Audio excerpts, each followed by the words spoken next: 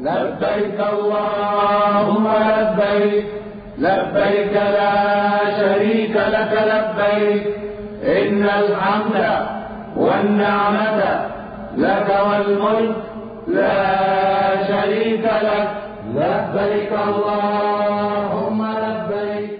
السلام علیکم ورحمۃ اللہ وبرکاتہ. نحمده ونصلي على رسوله الكريم اما بعد فاعوذ باللہ من الشیطان الرجیم. بسم اللہ الرحمن الرحیم.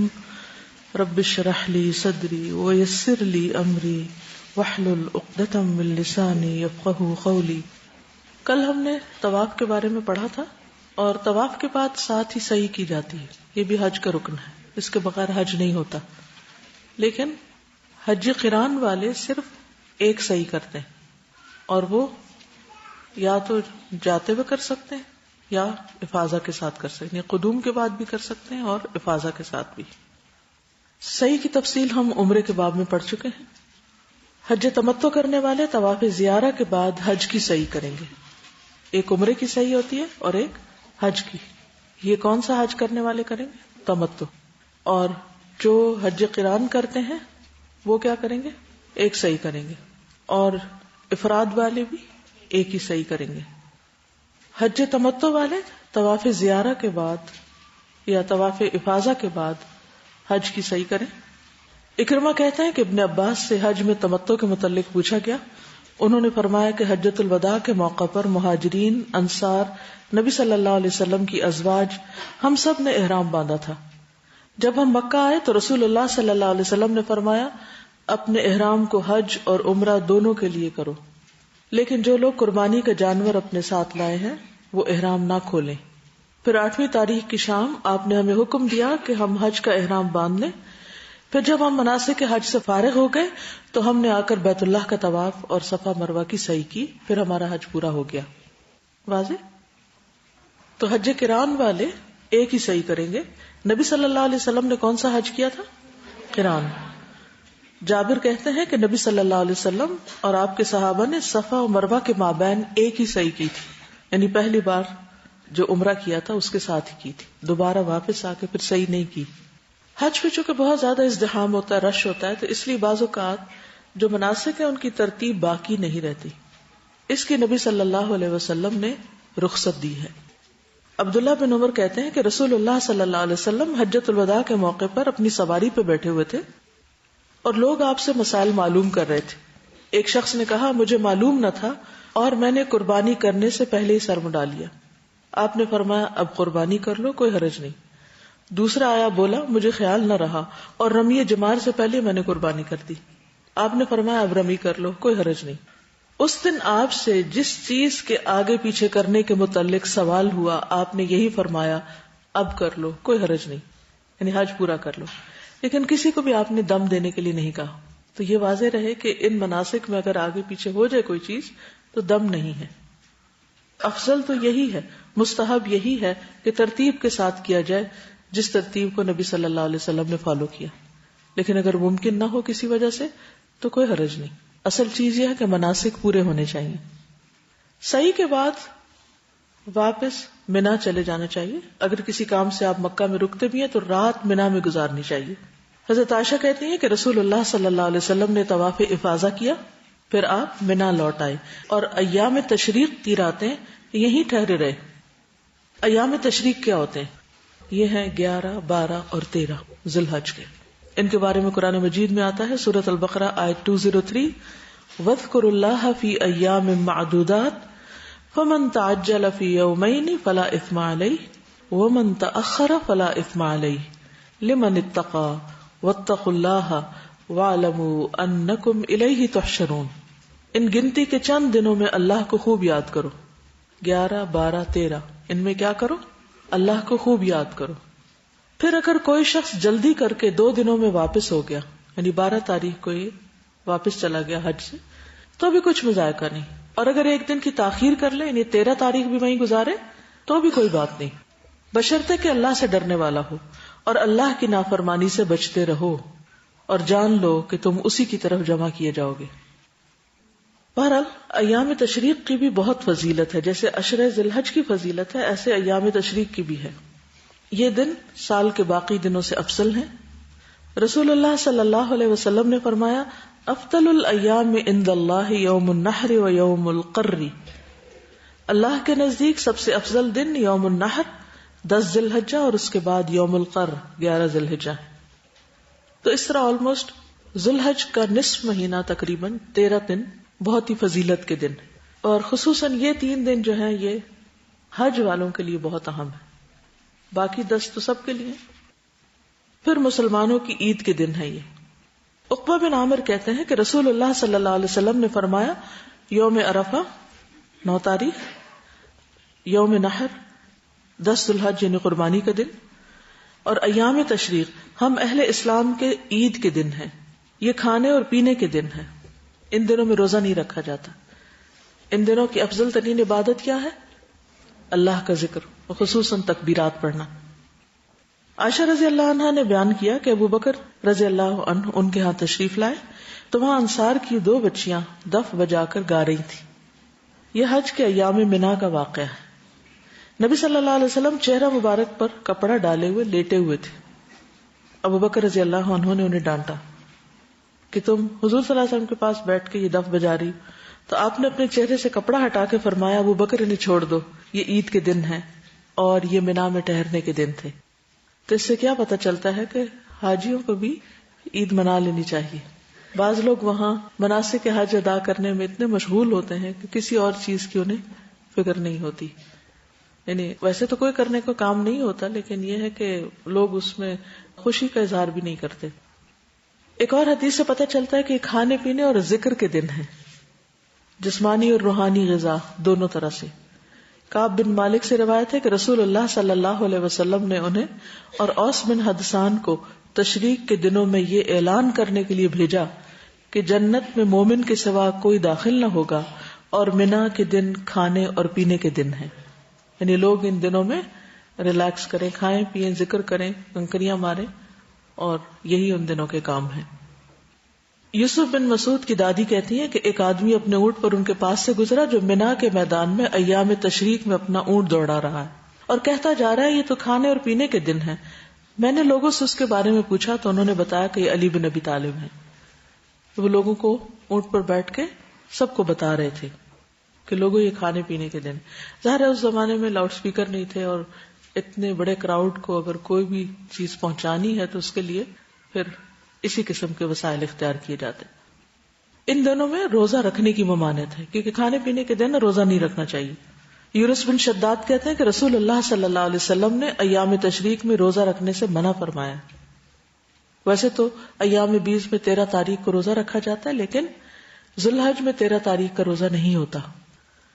انس کہتے ہیں رسول اللہ صلی اللہ علیہ وسلم نے سال میں 6 دنوں کے روزے رکھنے سے منع فرمایا ہے. ایام تشریق کے 3 دن، عید الفطر کا دن، عید الاضحیٰ کا دن اور جمعے کے دن کو خاص کر کے روزہ رکھنا. یعنی جمعے کا دن بھی ایک طرح سے مسلمانوں کی عید کا دن ہے، اجتماع کا دن ہے، اکٹھے ہونے کا دن ہے. اگرچہ اس دن میں عبادت بھی ہے، لیکن اسلام میں کوئی بھی عبادت اس طرح نہیں کہ آپ جب عبادت کو لگے تو باقی سب کچھ بھول جائیں. یعنی کتنی حیرت کی بات ہے نا کہ اب مناسک حج ہیں اور وہاں پر کہا جا رہا ہے کہ روزہ نہیں رکھو. عرفہ کے دن آپ نے روزہ نہیں رکھا، اور پھر خصوصی طور پر اعلان کروایا جا رہا ہے کہ یہ کھانے پینے کے دن ہیں. بچیاں دف بجا رہی ہیں اور عبادت، روحانیت اور جسمانی ضرورتیں ساتھ ساتھ چل رہی. یہ اعتدال قائم کرنا زیادہ مشکل ہے. ہم عام طور پر کیا کرتے ہیں، جب ایک کام کرتے تو اسی کے پیچھے لگ جاتے ہیں، دوسرے بھول جاتے ہیں، یا دوسرا کرنے لگتے تو پہلا بھول جاتے ہیں. لیکن یہاں پر آپ دیکھیے کہ دونوں چیزیں ساتھ ہیں. ابو مرہ کہتے ہیں ایک مرتبہ وہ عبداللہ بن عمر رضی اللہ عنہ کے ساتھ ان کے والد عمرو بن العاص کے ہاں آئے. انہوں نے دونوں کے سامنے کھانا لا کر رکھا اور فرمایا کھائیے. انہوں نے کہا میں روزے سے ہوں. عمر نے فرمایا کھاؤ، ان ایام میں رسول اللہ صلی اللہ علیہ وسلم ہمیں کھانے پینے کا حکم دیتے تھے اور روزہ رکھنے سے منع فرماتے تھے. مراد ہے ایام تشریق. ایک اور روایت ہے ابو شعثا کہتے ہیں ایک مرتبہ ایام تشریق کے کسی درمیانی دن سے مراد 12 تاریخ ہو سکتی، ہم لوگ ابن عمر کی خدمت میں حاضر ہوئے. تھوڑی دیر بعد کھانا آیا اور لوگ قریب قریب ہو گئے، یعنی سب کھانے کے لیے آ گئے، لیکن ان کا بیٹا ایک طرف کو ہو کے بیٹھ گیا. ابن عمر نے ان سے فرمایا آگے ہو کر کھانا کھاؤ. اس نے کہا میں روزے سے ہوں. انہوں نے فرمایا کیا تمہیں معلوم ہے کہ رسول اللہ صلی اللہ علیہ وسلم نے فرمایا کہ یہ دن کھانے پینے اور ذکر کے ہیں. تو اصل چیز کیا ہے پھر؟ اطاعت، فرما برداری. کوئی بھی کام اس طرح کرنا جس طرح کہا گیا ہے، اور اس میں اپنی منمانی نہ کرنا، کیونکہ یہ تقوی اور پرہیزگاری نہیں ہے. ٹھیک ہے. منا میں مسجد خیف کے قریب رہنے والے حجاج نمازیں مسجد میں ادا کریں، لیکن جو دور خیموں میں لوگ رہ رہے ہیں وہ اپنے اپنے خیمے یا اپنے اپنے قریب کی جگہ پر اکٹھے ہو کر جماعت سے نماز پڑھیں. اور اب نمازیں قصر ہوں گی. ٹھیک ہے. نبی صلی اللہ علیہ وسلم نے فرمایا مسجد خیف میں 70 انبیاء نے نماز پڑھی، ان میں موسیٰ علیہ السلام بھی شامل ہیں. وہ کیوں آئے ہوں گے یہاں؟ کیا کرنے؟ کچھ اندازہ ہے موسیٰ علیہ السلام اس علاقے میں کیوں آئے ہوں گے؟ جی حج کرنے. کیونکہ موسیٰ علیہ السلام کس کے بعد ہیں؟ ابراہیم علیہ السلام کے بعد. تو جب ابراہیم علیہ السلام نے حج کے لیے لوگوں کو پکارا تھا تو حج کا سلسلہ تو جب ہی سے جاری ہو گیا تھا ابراہیم علیہ السلام کے پکارنے سے. تو جو بھی پھر انبیاء آتے رہے وہ آ کر حج کرتے رہے. ٹھیک ہے. اور اس میں آپ نے فرمایا کہ 70 انبیاء نے اس مسجد میں نماز پڑھی اس جگہ پر، اور اس میں موسیٰ علیہ السلام بھی شامل ہے، اور یہ صحیح حدیث ہے. مسجد خیف کہاں ہے؟ منا میں ہے یا عرفات میں ہے؟ منا میں. اور ابو بکر اور عمر اور عثمان انہوں نے منا میں 8 سال یا 6 سال یعنی 6 دفعہ یا 8 دفعہ قصر نماز پڑھی. ابن عمر بھی منا میں 2 رکعتیں پڑھتے پھر اپنے بستر پہ آتے. میں نے عرض کیا اے چچا جان کاش آپ ان کے بعد 2 رکعتیں اور پڑھ لیتے، یعنی جیسے ظہر کی 2 پڑھنے کے بعد. انہوں نے فرمایا اگر میں نے اس طرح کرنا ہوتا تو نماز پوری پڑھ لیتا. پھر ایام تشریق میں روزانہ زوال آفتاب کے بعد یعنی سورج کے ڈھلنے کے بعد 3 جمرات، جمرہ اولا، جمرہ وسطی اور جمرہ عقبہ کو ترتیب کے ساتھ کنکریاں ماریں. ٹھیک ہے. پہلے سے شروع کر کے پھر دوسرے اور پھر تیسرے پہ جائیں، لیکن پہلے دن صرف تیسرے کو مارنی ہوتی. لیکن 2 دن کون سے؟ 11 اور 12. اگر کوئی رکنا چاہے تو 13 کو بھی مار لے. ترتیب میں غلطی ہو جائے تو کیا کریں؟ ایک رائے یہی ہے کہ کوئی حرج نہیں، اور ایک رائے یہ ہے کہ دم دے. دم دینے سے مراد خون بہانا ہے. دم اصل میں سانس کو بھی کہتے ہیں نا. ٹھیک ہے. اور دم خون کو بھی کہتے ہیں. تو دم دینا اور دم کرنا بھی ہوتا ہے، اس سے پھونک ماری جاتی ہے. ٹھیک. تو عربی میں دم خون کو کہتے ہیں، یعنی خون بہانا، یعنی ایک جانور کی قربانی کرنا. ہر جمرہ کو 7 کنکریاں الگ الگ مارے اور ہر کنکری مارتے وقت اللہ اکبر کہیں. جمرہ اولا اور جمرہ وسطی کو کنکریاں مارنے کے بعد ذرا ہٹ کر قبلہ رخ ہو کر دعا کرے، لیکن جمرہ عقبہ کے نزدیک دعا نہ کرے. وہ کیوں؟ کیونکہ نبی صلی اللہ علیہ وسلم نے ایسا نہیں کیا. حضرت عائشہ بیان کرتی ہیں کہ نبی صلی اللہ علیہ وسلم ایام تشریق کی راتیں منا میں ٹھہرے، سورج ڈھلنے کے بعد جمرات کو کنکریاں مارتے، ہر جمرے کو 7 کنکریاں مارتے اور ہر کنکری کے ساتھ اللہ اکبر کہتے. پہلے اور دوسرے جمرے کے پاس کافی لمبی دیر رکتے اور اپنی عاجزی اور تضرع کا اظہار کرتے، دعائیں کرتے. پھر تیسرے جمرے کو کنکریاں مارتے مگر اس کے پاس نہیں رکتے تھے. سالم بیان کرتے کہ عبداللہ بن عمر پہلے جمرے کی رمی 7 کنکریوں کے ساتھ کرتے اور ہر کنکری پر اللہ اکبر کہتے. یعنی پہلے تو نبی صلی اللہ علیہ وسلم کا عمل ہے، اس کے بعد صحابی کا عمل بتایا جا رہا ہے. پھر آگے بڑھتے اور ایک نرم ہموار زمین پر پہنچ کر قبلہ رخ کھڑے ہو جاتے. جمرے کے پاس کنکری مارنے کا مطلب نہیں کہ اس کے پاس مار کے وہیں کھڑے رہے اور ہلے نہیں. مارنے کے بعد ذرا سے ایک طرف کو ہٹ کے وہاں دعا کریں تاکہ دوسرے لوگ بھی مار سکیں. وہاں پہنچ کر قبلہ رخ کھڑے ہو جاتے اور اسی طرح دیر تک کھڑے ہو کر دونوں ہاتھ اٹھا کر دعا کرتے. بعض لوگوں کو اس پر اعتراض ہوتا ہے نا کہ دعا میں ہاتھ نہیں اٹھانے چاہیے، تو یہاں بھی آپ دیکھیں اس موقع پر بھی ہاتھ اٹھائے جا رہے ہیں. پھر جمرہ وسطی کی رمی کرتے، پھر بائیں طرف بڑھتے اور ایک ہموار زمین پر کھڑے ہو کر قبلہ رخ ہو کر دعا کرتے. ٹھیک. اب آپ دیکھیے کہ جمرے سے ہٹ کے کھڑے ہو رہے ہیں، یہاں بھی دیر تک کھڑے کھڑے دونوں ہاتھ اٹھا کر دعائیں کرتے. اس کے بعد جمرہ عقبہ کی رمی کرتے، اس کے بعد کھڑے نہیں ہوتے اور آپ واپس چلے جاتے اور فرماتے کہ میں نے نبی صلی اللہ علیہ وسلم کو ایسے ہی کرتے دیکھا ہے، تو جو انہوں نے کیا وہی میں کر رہا ہوں. ایام تشریق میں چونکہ اللہ کا ذکر بھی کرنا ہوتا ہے تو جمرات کو کنکریاں مارنے کے علاوہ بھی تکبیرات پڑھتے رہنا چاہیے. تلبیہ نہیں پڑھیں گے اس میں؟ کیوں؟ تلبیہ کب تک پڑھنا تھا؟ 10 تاریخ کو منا کی جمرہ عقبہ کی کنکریاں مارنے تک. اب تلبیہ ختم ہے, اب صرف اور صرف تکبیرات ہیں. کچھ اور الفاظ بھی ہیں. ابن عباس عرفہ کی صبح سے لے کر ایام نفر 11, 12, 13 نفر کہتے ہیں چلنے کو یعنی روانگی, مغرب تک تکبیرات کہتے تھے. 13 تاریخ کی مغرب تک, مغرب کے بعد نہیں پڑھتے تھے. ٹھیک ہے. اللہ اکبر اللہ اکبر اللہ اکبر وللہ الحمد, اللہ اکبر و اجل, اللہ اکبر علی ما ہدانا, وہ یہ الفاظ پڑھتے تھے. اللہ سب سے بڑا ہے, سب تعریف اللہ کے لیے, اللہ سب سے بڑا ہے اور جلیل ہے, اللہ سب سے بڑا ہے. ہم اللہ کی تکبیر اس بات پر کرتے ہیں کہ اس نے ہمیں ہدایت نصیب فرمائی, کیونکہ وہ ایک اور آیت میں آتا ہے نا وَاذْكُرُوهُ كَمَا هَدَاكُمْ, بلند آواز سے تکبیرات پڑھنا. عمر رضی اللہ عنہ منا میں اپنے خیمے کے اندر تکبیر کہتے تو مسجد میں موجود لوگ اسے سنتے اور تکبیر کہتے, یعنی اتنی دور تک آواز جاتی. اور بازار والے تکبیر کہتے یہاں تک کہ سارا منا تکبیر سے گونج اٹھتا. اب ہارڈلی آپ کو یہ آواز سنائی دے گی. لوگ اپنی اپنی باتوں میں اور کام میں مصروف ہوتے ہیں, شاید ان کو احساس بھی نہیں ہوتا کہ یہ تکبیر پڑھنی چاہیے. تو اکٹھے پڑھنے کی اور ہی بات ہے. ابن عمر منا کے دنوں میں نمازوں کے بعد بستر پر, خیمے میں, راستے میں اور دن کے تمام ہی حصوں میں تکبیر کہتے. ٹھیک, کہیں بھی, بستر میں یعنی لیٹ کے, خیمے میں یعنی اپنے چھوٹے سے وہ جو رہنے کی جگہ تھی وہاں, اور راستے میں گزرتے وقت, ہر جگہ. اس کو نمازوں کے ساتھ مخصوص کرنا درست نہیں. ٹھیک ہے. صحابہ کرام کے دور میں ایسا نہیں کیا گیا, اس لیے اگر کوئی شخص صرف نمازوں کے بعد مسجد کے اندر بلند آواز سے پڑھ کے جائے گا اور اس کو سنت سمجھے گا تو یہ سنت نہیں بدعت ہوگی. یعنی صحابہ کرام نے ایسا نہیں کیا.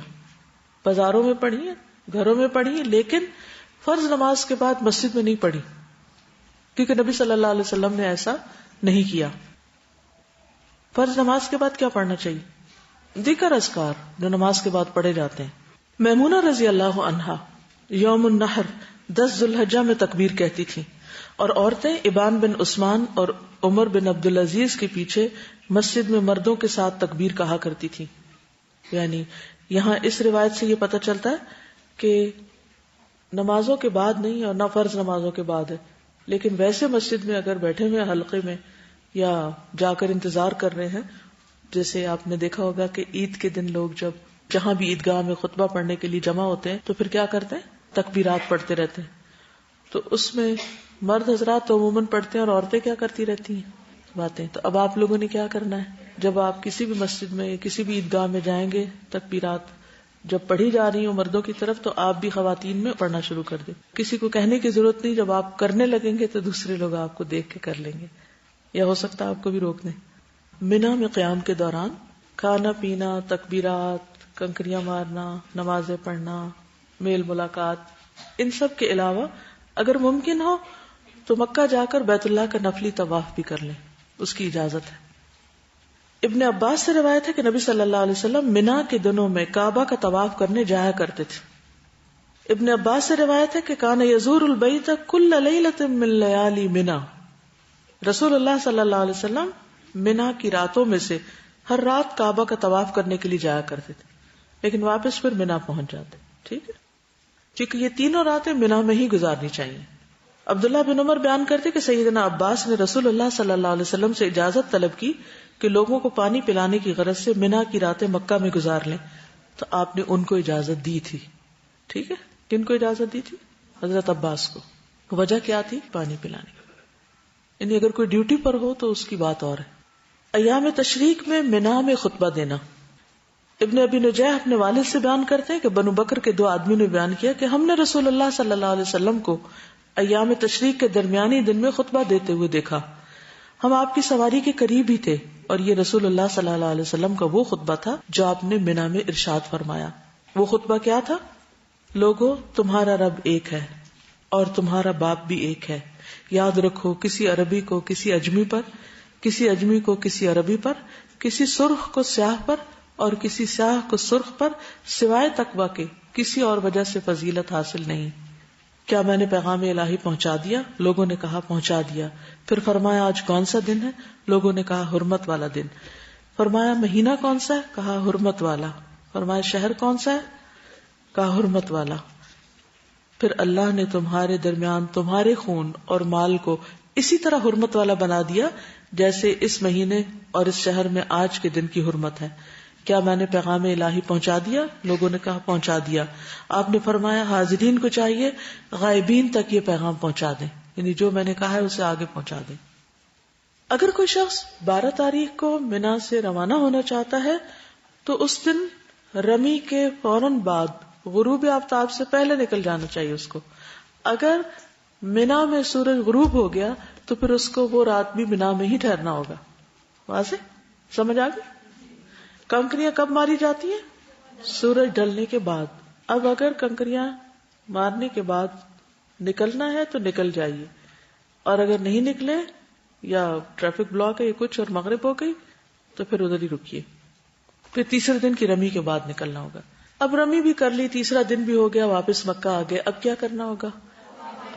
طواف وداع. اگر آپ جا رہے ہیں اور اگر آپ کچھ دن اور وہاں رک رہے ہیں تو آپ دن میں نفلی طواف کرتے رہیں کیونکہ اس کا بہت اجر ہے، اور جب آپ جانے کے لیے تیار ہوں تو پھر آپ طواف وداع کریں. حج مکمل کرنے کے بعد مکہ مکرمہ سے رخصت ہونے سے قبل الوداعی طواف کریں. طواف وداع حج کے واجبات میں سے ہے. ابن عباس کہتے ہیں کہ لوگ حج کے بعد ہر جانب سے واپس چلے جاتے تھے تو رسول اللہ صلی اللہ علیہ وسلم نے فرمایا کوئی شخص ہرگز نہ جائے حتیٰ کہ اس کا آخری عمل بیت اللہ کا طواف ہو. لیکن ایک شخص کو اجازت ہے، وہ وداع کے بغیر بھی نکل سکتا ہے، حائضہ عورت. حضرت عائشہ نے بیان کیا کہ مکہ سے روانگی کی رات صفیہ رضی اللہ عنہا حائضہ تھی. انہوں نے کہا کہ ایسا معلوم ہوتا کہ میں ان لوگوں کو روکنے کا سبب بن جاؤں گی. تو نبی صلی اللہ علیہ وسلم نے فرمایا کیا اس نے قربانی کے دن طواف زیارہ کیا تھا، یعنی 10 تاریخ کو؟ بتایا گیا جی ہاں کر لیا تھا. تو آپ نے ان سے فرمایا کہ پھر چلو، یعنی پھر طواف وداع کے لیے رکنے کی ضرورت نہیں ہے. تو اس میں بہت سہولت ہو گئی، ورنہ تو حج فلائٹیں اپنے سارے اسکیڈول الٹ دیں کیونکہ آدھی عورتیں تو پھر جانے سے رہیں. اب حج مکمل ہو گیا.